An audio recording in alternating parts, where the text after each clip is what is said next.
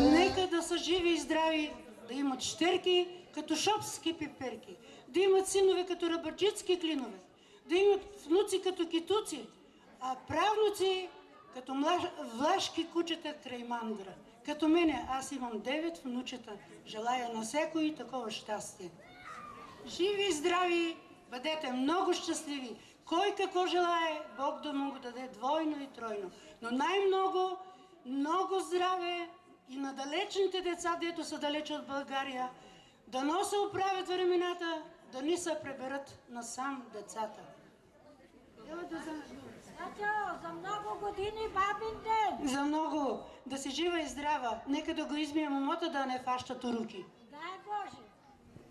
Абе, на всички съм турала. Айде викам и това на последното една голема жълтица да си тури, направи пръстен да стане момо. Да се обърне да снима тебе.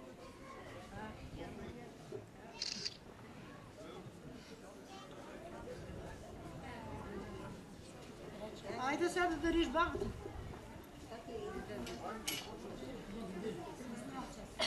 Да ми поне първо.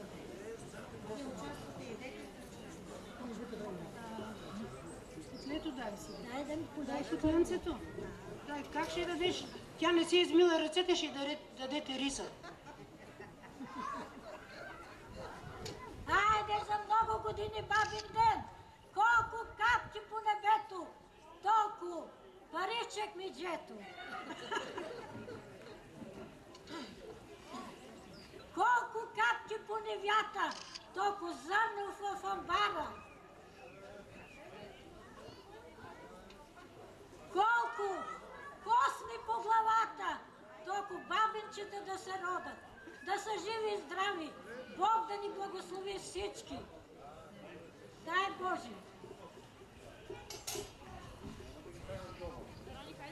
Десното рамо.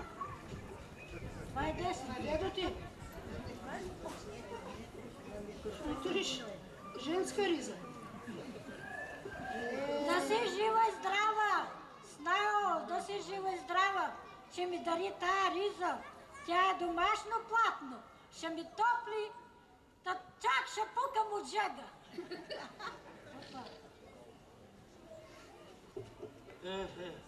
Дедо, кърпапа, да водиш урото? Благодаря ти, дъще, да сте живи и здрави. До година пак да имаме бабинче, за да се веселим. А сега по стар обичай трябва да окъпеме бабата. Ако дедото ни даде вино, ще я метнеме в река. Хайде, момчета! Ти остане. Дедо, или давай вино и мезе, или тая баба се наметла в река. Чекай! Нема, ще ме стои бабата! Ето и вино! Ето и луканка! Стига толкова! Ей! Нещо малко ми се вижда. Още има още! Има!